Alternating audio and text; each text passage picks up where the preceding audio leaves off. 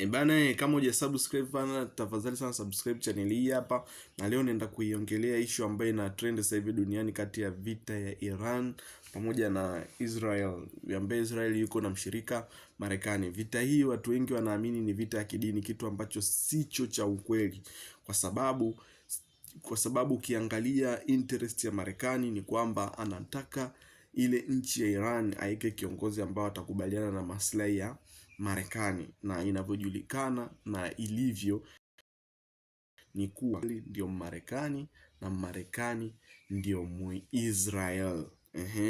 Wao kwa nini wanataka uongozi wa Iran ubadilishwe? Ni kwa sababu wao wanaamini kwamba wakilipa taifa kubwa kama Iran katika nchi zile za Mashariki ya Kati, kwamba Iran sasa hivi yeye ana uwezo wa kutengeneza silaha na amekuwa msambazaji mkubwa wa drones, na pia anamuuzia drones Russia. Hivyo basi hicho kitu ni ambacho Marekani pia hakitaki. Pia vile vile anataka waachane na swala la kutengeneza silaha za nuclear. Ikumbukwe zaidi ya miaka 50 sasa hivi huyo Mwirani anahangaika na masuala ya teknolojia ya silaha za hatari angamizi kama nuclear. Hivyo basi Marekani hicho kitu hakitaki. Kwa sababu gani? Akipata nchi ambayo kama Iran ikiwa ina jeshi imara na ina silaha, itamuia yeye vigumu kuingia katika zile nchi za magharibi na kupata mafuta kama Saudia. Nakumbuka jinsi kilichotokea kule Libya. Waliweza kutengeneza makundi ambaye alisaliti nchi ya Libya, ambaye limeondoa kipindi hicho Gaddafi madarakani. Ndio sasa hivi pia wanatamani kukiinject hicho kitu hapo katika nchi ya Iran. Na katika vita hivi hapa Marekani bwana amekosa sana nguvu. Ameonekana kwamba Mwirani yeye anashambulia tu, na moja ya video ambayo inasambaa sana ni video hii hapa. Angalia jinsi gani umeona wamehifadhi silaha zao katika jangwa, hivyo mabomu yanatoka ardhini. Fikiria, yanatoka kwenye ardhi, kwamba Irani inaonekana walijiandaa sana na hii hali, kwa sababu Marekani amekuwa akishambulia sana maeneo ya kambi nyingi za kijeshi kama kule Tehran, maeneo ambayo yanapatikana kambi silaha nyingi za kivita ambazo zinaikumba nchi Iran. Ukiangalia video hii hapa inaonyesha jinsi gani wamejizatiti zaidi kwenye haya masuala ya teknolojia, na huku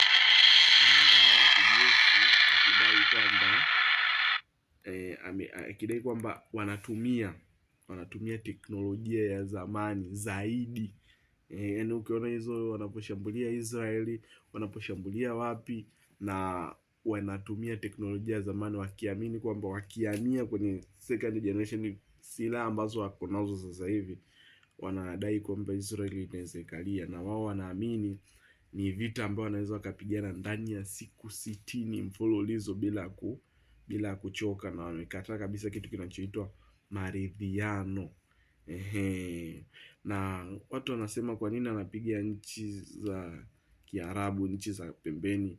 Hapana, Mwirani yeye hapigi nchi, sijui unaelewa, hapigi nchi za Kiarabu. Hapana, yeye anapiga kambi za kijeshi zilizomzunguka za Marekani. Ni kwa sababu gani anapiga kambi za kijeshi? Ni kwa sababu pia anaamini kwamba ni maadui, na ndivyo ilivyo. Yaani kama wewe uko kwenye nyumba yako hapo, ukaona maadui zako wamepanga kuzunguka, kwa hiyo ni rahisi kukufikia wewe. Ndio maana yeye ameamua kabisa kuzikosesha nguvu zile nchi washirika na Marekani, ambapo wameweka kambi zao za kijeshi ili kuzuia yeye kuja kukamatika. Sijui unaelewa? Yaani maana yake amezuia yeye asije akafanyaje, akakamatika au akakutwa na sekeseke kama hilo.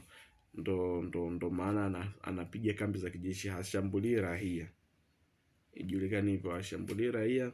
Na Marekani hivi vita ukiangalia hata kipindi ukimsikiliza waziri hapa wa Spain wakati anazungumzia kwamba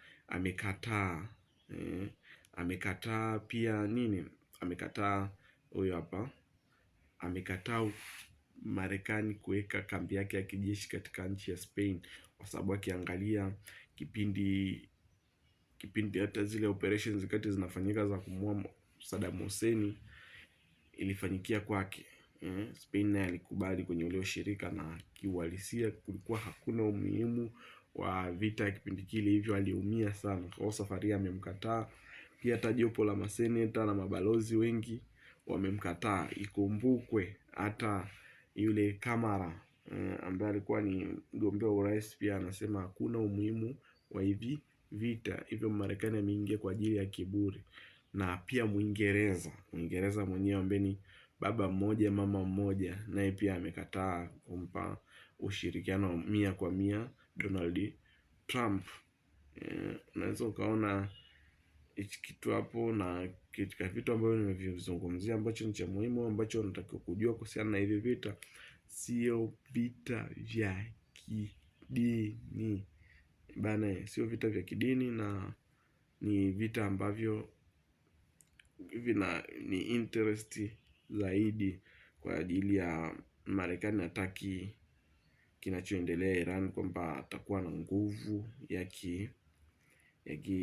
kijeshi, na ikiwa na nguvu ya kijeshi atakuwa na uwezo wa kutengeneza nuclear, na ndio maana anashambulia vinu vya nuclear mara nyingi. Lakini Iran anaonekana hivi vitu alishajipanga, kama unavyoona kwenye hiyo video hapo bwana, wanazidi kuishangaa jinsi walivyojipanga Marekani na kupiga maeneo yake. Kwa hiyo bana, kama hujasubscribe, na nitaendelea kukujuza ninachokijua kuhusiana na haya mambo mpaka wakati mwingine tena. Call me Mr. Update.